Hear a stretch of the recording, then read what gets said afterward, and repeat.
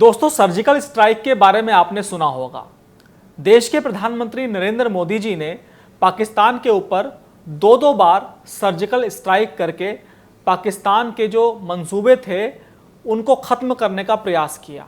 आतंकवाद को ख़त्म करने के लिए प्रधानमंत्री नरेंद्र मोदी का करारा जवाब था पाकिस्तान के लिए। लेकिन दोस्तों, आप सोच रहे होंगे कि आखिर मैं आज इस वक्त चुनावों से पहले सर्जिकल स्ट्राइक की बात क्यों कर रहा हूँ। दरअसल सर्जिकल स्ट्राइक की बात दोस्तों मैं इसलिए कर रहा हूँ कि देश में रहने वाले कुछ लोग ऐसे हैं जो सीएम योगी यानी कि उत्तर प्रदेश के मुख्यमंत्री योगी आदित्यनाथ से देश के अंदर ही सर्जिकल स्ट्राइक कराना चाहते हैं। अब आपके दिमाग में सवाल तो आ रहा होगा कि आखिर भाई योगी जी से कौन से ऐसे लोग हैं जो ज़बरदस्ती उनसे सर्जिकल स्ट्राइक करवा सकते हैं। दोस्तों, सर्जिकल स्ट्राइक का मतलब सबसे पहले मैं आपको समझाता हूँ। सर्जिकल स्ट्राइक का मतलब ये होता है कि अपने जुडिक्शन से बाहर जाकर बिलो द बेल्ट जाकर काम करना, इसको कहते हैं सर्जिकल स्ट्राइक। और कुछ लोग ऐसे हैं उत्तर प्रदेश से बाहर जो योगी बाबा के पास आकर दूसरे राज्यों में सर्जिकल स्ट्राइक करने की बात कर रहे हैं। है ना हैरान कर देने वाली स्टोरी। नमस्कार, मैं हूं अनुराग चड्ढा।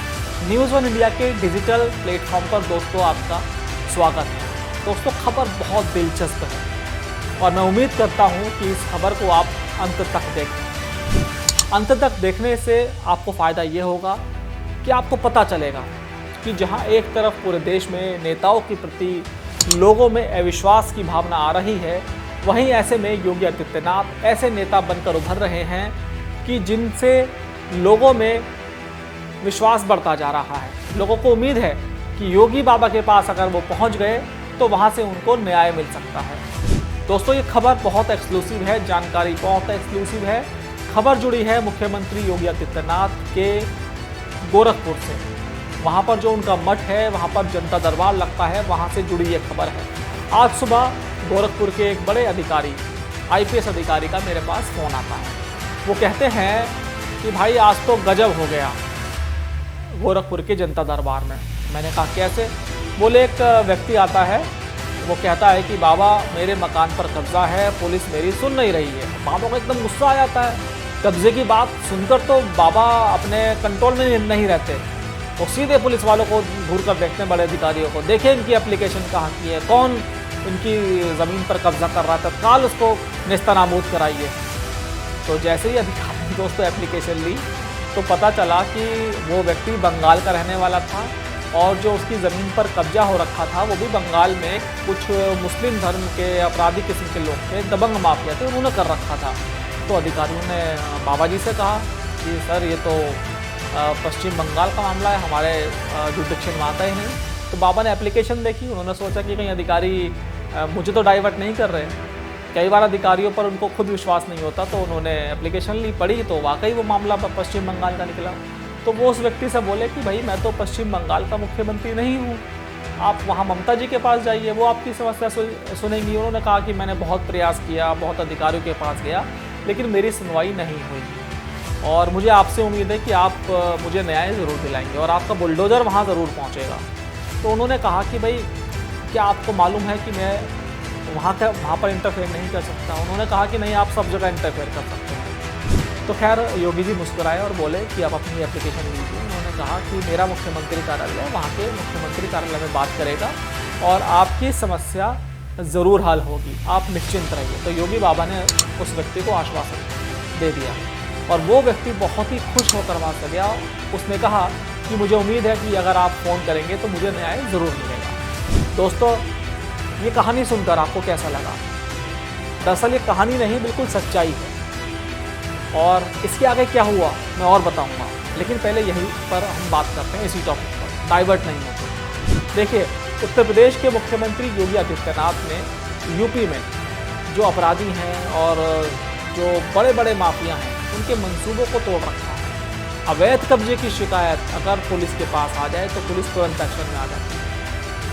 योगी बाबा का जो बुलडोज़र है वो पहुंच जाता है अपराधी के घर पे और अपराधियों के जो घर होते हैं उनको नेस्तनाबूद कर देता है। यही वजह है कि योगी आदित्यनाथ के जनता दरबार में लगातार लोगों की जो भीड़ है वो बढ़ती जा रही है। और दोस्तों, भीड़ इसलिए बढ़ती है, हम किसी के घर इसलिए जाते हैं क्योंकि हमें उसके प्रति विश्वास होता है। जिस दिन अविश्वास किसी के प्रति होगा तो हम उस व्यक्ति से मिलेंगे ही नहीं। तो यही विश्वास बढ़ता जा रहा है। खैर, अब मैं आता हूँ योगी जी के उस अधिकारी पर। तो मैंने कहा, भाई ऐसा कैसे हो गया, आप पश्चिम बंगाल के व्यक्ति को आप सीएम के जनता दरबार में कैसे शामिल करा लेते हैं, आप चेक एंड बैलेंस नहीं करते? उन्होंने कहा, नहीं, बाबा जी ने मना कर रखा है कि जनता दरबार में जो आए बस आप उनको चेक करिए कि भाई वो कोई ऐसे व्यक्ति तो नहीं है जिनसे सुरक्षा को खतरा हो या कोई ऐसा फर्जी आदमी ना आ जाए। तो बाकी तो चेकिंग वेकिंग होती है, बाबा के दरबार में कोई अब भला उनके नुकसान पहुँचाने कैसे पहुँच जाएगा।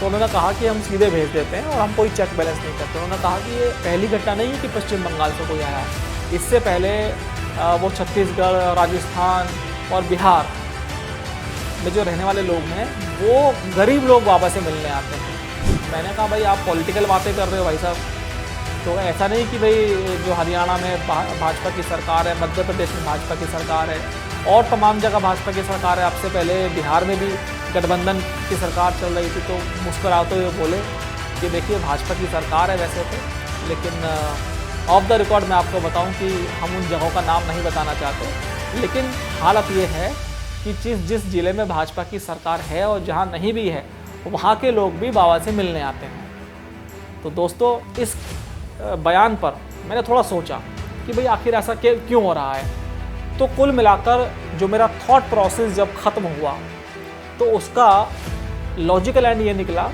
कि बाबा के प्रति लोगों का विश्वास है।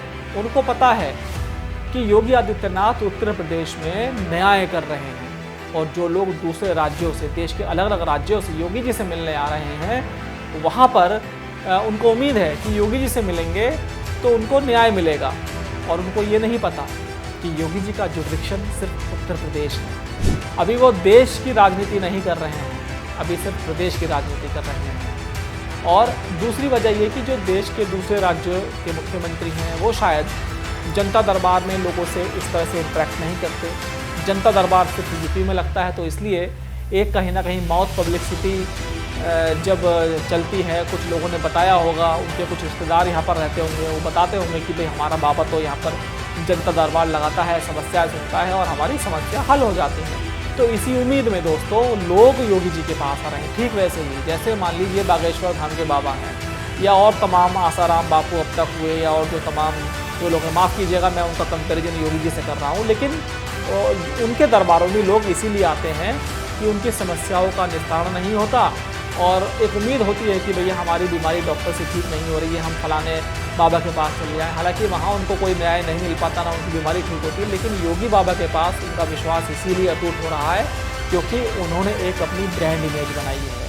उन्होंने एक मैसेज दिया है सोसाइटी में कि भैया मैं और मेरा उत्तर प्रदेश और यहाँ के अधिकारी पीड़ितों के साथ 24 घंटे रहते हैं, हम उनको न्याय दिलाते हैं। और बाबा का जो बुलडोज़र है जब टीवी में चलता देखते हैं लोग तो उनको भी उम्मीद होती है कि बाबा का बुलडोज़र उत्तर प्रदेश से चलकर उनके इलाके में पहुँचे, पश्चिम बंगाल पहुँचे, छत्तीसगढ़ पहुँचे, राजस्थान पहुँचे और भी तमाम जगह पहुँचे। लेकिन दोस्तों अभी ये संभव नहीं है और योगी जी अभी देश में सर्जिकल स्ट्राइक करने के मूड में नहीं है। लेकिन ये जो योगी जी का क्रेज़ बढ़ता जा रहा है, मुझे लगता है कि जल्द ही वो दिन आएगा कि जब योगी जी प्रदेश से हटकर देश की राजनीति में ज़रूर आएंगे। तो दोस्तों आज की वीडियो में इतना ही। और आपको ये वीडियो कैसी लगी, कंटेंट कैसा लगा, क्या आपकी राय है, कमेंट बॉक्स में आप ज़रूर लिखिएगा। तो तब तक के लिए दोस्तों मुझे दीजिए इजाज़त। नमस्कार।